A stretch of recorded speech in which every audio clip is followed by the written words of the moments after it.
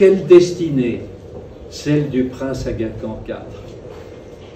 À 21 ans, très jeune, il devient imam des Ismaéliens.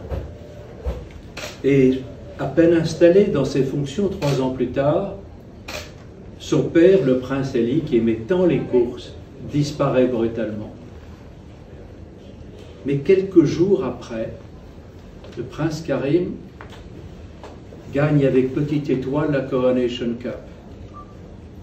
Quelques jours encore, il gagne le prix de Jockey Club, puis le Grand Prix de Paris avec Charlottesville. L'objet d'art lui est remis par le général de Gaulle, en uniforme. C'est la seule fois que le général de Gaulle sera présent aux courses. Et il remet cet objet d'art au prince Karim qui a 24 ans. Alors on pourrait dire que, évidemment, de tels succès peuvent donner envie de s'intéresser à une activité dont, comme l'a dit le prince Karim, il n'avait à ce moment-là aucune connaissance de ce qu'elle représentait. Mais la véritable raison, c'est que le prince Karim, comme dans toute chose, était extrêmement sensible et désireux de prolonger ce que son grand-père, l'Aga Khan III, avait fondé. Et les courses et l'élevage en faisaient partie. 5 Jockey Club, 7 prix de Diane, 5 derby d'Epsom, dont l'un acquis de 10 longueurs par Shergar. Un palmarès vraiment extraordinaire et qui se continue, surtout cette année. Donc, nous avons eu, au total, beaucoup de chance dans les courses qu'une personnalité aussi formidable puisse avoir l'occasion de consacrer autant de temps, autant de passion, autant d'ardeur à rénover par l'introduction de la vitesse ou par d'autres décisions très heureuses, de rénover les bases de l'élevage de son grand-père. Nous sommes très heureux que la princesse Zara nous fasse l'honneur et le plaisir d'être présente parmi nous. La princesse Zara disait, il y a encore très peu de jours, que les courses étaient une affaire de patience et de travail. Je crois que rien n'est plus vrai et nous sommes tous tellement heureux que la princesse Zara continue, et de quelle façon, l'élevage Aga Khan. Pas facile quand on est dans une famille où on gagne l'Arc de Triomphe de façon héréditaire. Et pourtant, ça n'a pas traîné.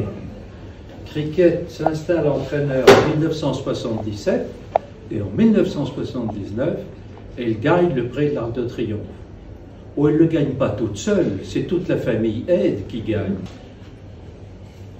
Cricket a été la première femme à gagner le prix de l'Arc de Triomphe, au milieu des 128 groupes 1 qu'elle a rencontrés. Mais elle est aussi la première femme à avoir gagné un classique en Angleterre avec Mabiche.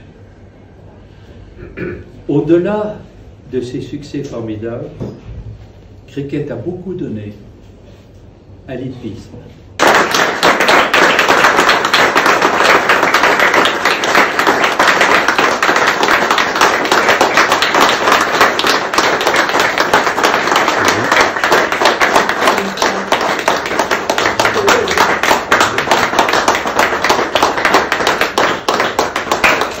J'aurais tellement aimé pas passer là, parce que c'est grâce à lui. Il pense à lui. Il a un peu craint la chaleur, on peut le comprendre, et donc il a délégué Louisa Carberry pour le représenter, et on peut le comprendre. Dans les courses de galop, il y a bien sûr le plat et il y a l'obstacle. L'obstacle assez héros, comme le plat, et Docteur de Ballon en fait partie.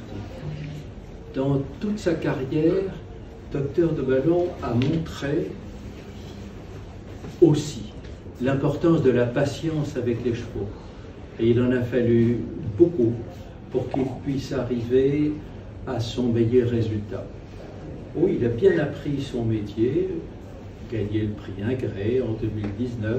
Il a appris aussi, comme un certain nombre de chevaux d'obstacles, en tombant la première fois au Rail Ditch dans le Grand Stud de Paris 2019, mais ça ne s'est jamais reproduit.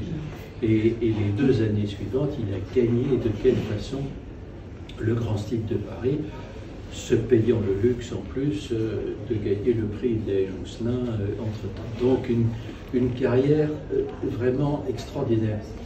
Je crois qu'on ne saurait mieux dire pour caractériser le docteur de Ballon que cette phrase très belle que Louisa Carberry a eue. Louisa Carberry a dit, le docteur de Ballon, il aime attendre parce qu'il sait qu'il est le meilleur.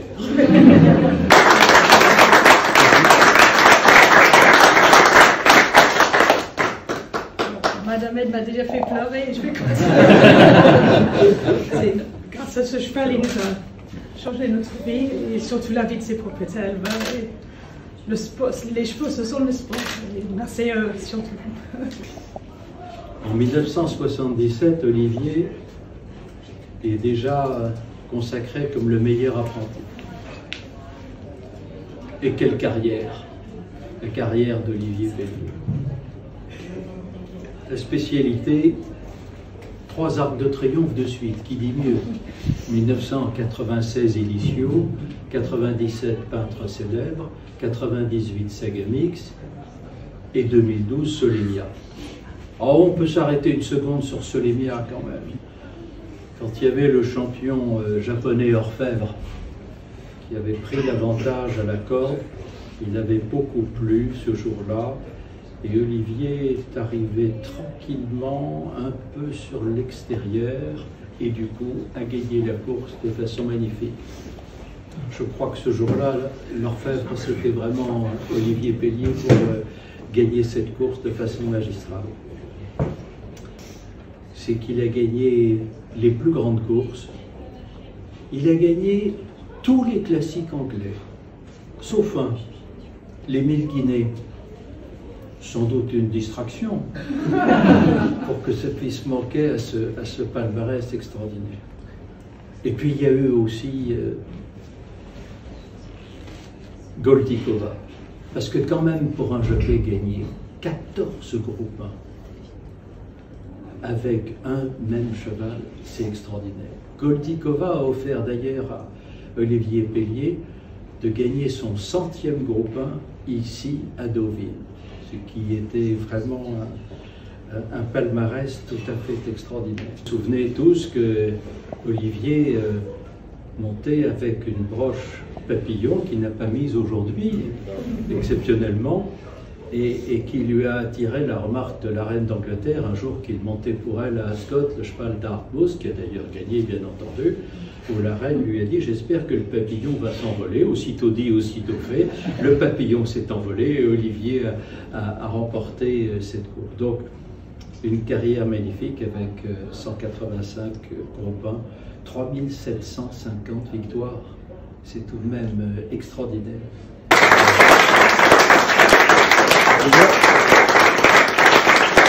Donc j'ai commencé par les courses de poney.